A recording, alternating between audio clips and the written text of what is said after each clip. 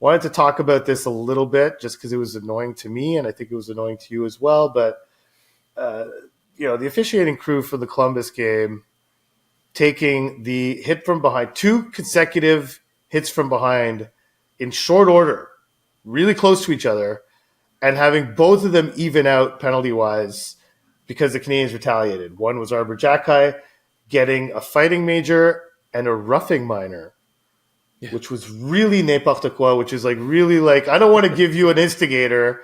Like, I feel you instigated the fight, but I don't think you don't deserve an instigator because the fight was kind of justified. The guy hit you from behind. Of But I course. still don't like that you started the fight, so I'm going to give you a roughing penalty on top of your fighting major, as if that's not then every fighting major should come with a roughing penalty because just by its very nature, you're roughing when you're Well, fighting. give him an next instigator and a 10 minutes while you're at it, you know? Well, clearly the official didn't want to do that, and I think that was an admission that if you're going to have fighting in the game, then that's the period. That's what it's for.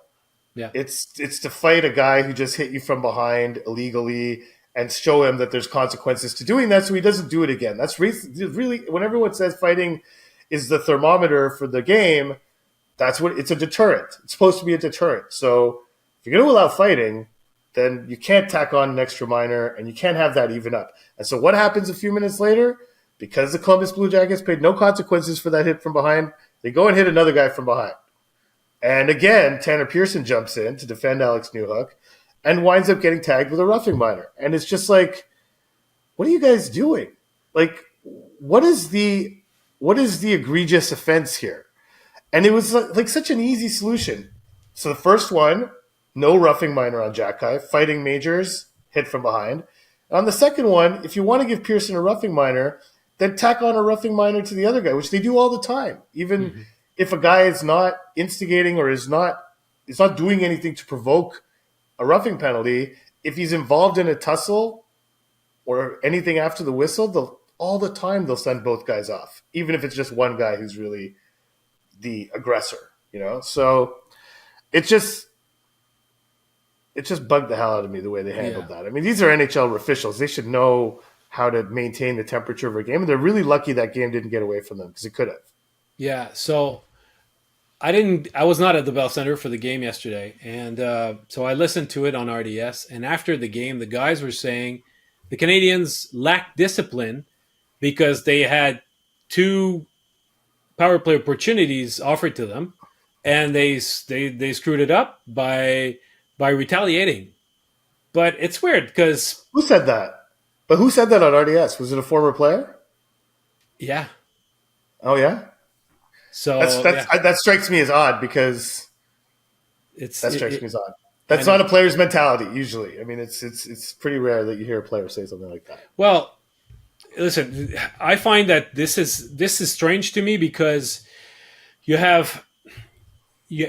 remember that not too long ago, I think it was 2 years ago, Samuel Montembeault was hit by Zach Kassian. And yes. Jeff Petrie skated rather gingerly towards Kassian. Yeah. Didn't do anything. Ryan Poehling did the same.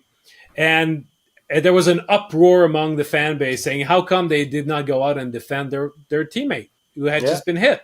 It's funny, they got traded together. I know. That just dawned on me that they were linked with that incident. Yeah, exactly. And now this time it's the reverse that's happening. You have dangerous hits because I think that both boarding hits were potentially, the cause of an injury.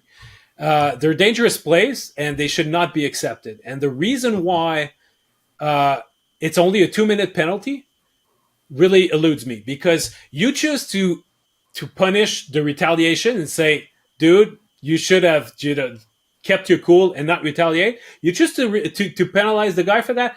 Okay, fine. But in the balance, a retaliation or roughing minor should not have the same weight as a boarding hit that was a threat to injure the opponent. Right. So give 4 at one place and 2 at the other.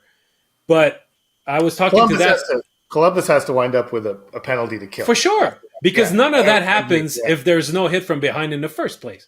And yeah, I was talking about that with Jordan Harris today because in second period, Voronkov had a hit to Harris's head, and yeah. That's right. again, it was only a 2 minute minor with also a risk of injury there. I mean, by that time, it's the second time around that this guy has He's been making his out trying NHL to debut. injure Canadians players, and all he gets is he gave the Canadians a 2 minute power play Mhm. through that whole ordeal.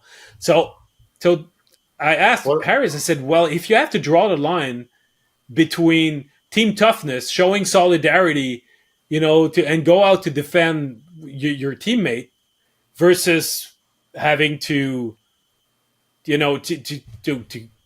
keeping Well, your to take the cool power and play. and get the power play." So how do you manage? How do you balance both? And he says, "Well, we're a team that has to send the message that you go after one of us, you're going after all of us." He says, Hmm. "Yes, there will be situations where you have to keep your cool, probably later in the game." Well, he said, "Well, considering the score, considering where we are in the game, we need that power play, but most of the time, you have to prioritize the team toughness and the solidarity." And I'm 100% Yeah. agreeing on that. So it's not a lack of discipline from the Canadians. To me, it's just the the way the calls are made that should not put an equivalence between a hit from behind and a retaliation penalty that's borderline If meaningless. they call a retaliation penalty, like basically no hit from behind is ever going to result in a power play because there's never a hit from behind that does not retaliated immediately. You will never have a team. I don't care what team. You will never have a guy hit another guy from behind, head first into the boards, and not have one of his teammates there in a second Yeah. to address it. It's hockey. That's how hockey's played. That's how hockey's governed. That's how the players maintain order. And that's why fighting exists. Is because of the rising temperature of the game, and it's long been. Gary Bettman loves saying how it regulates the temperature of the game. Well, to those two officials, that wasn't the case. They didn't see it that way. They gave Arbor Jacki a roughing minor. It was so nonsensical. Anyhow, I mean, it's not going to go on and on about this, but they had a rough night. Those guys. Yeah. Sean Monahan slashes a guy's stick in half right in front of one of them. They don't call anything. Columbus gets a call down at the other end 2 seconds later. Like they just had all sorts of bad moments in that game. But yeah, I don't think the And it's not retaliation. being pro Canadians. This is just, I would have the same argument, on any game, whoever the teams that are involved. It's just if you are there to make sure that the players are safe, Mhm. well, call the game accordingly.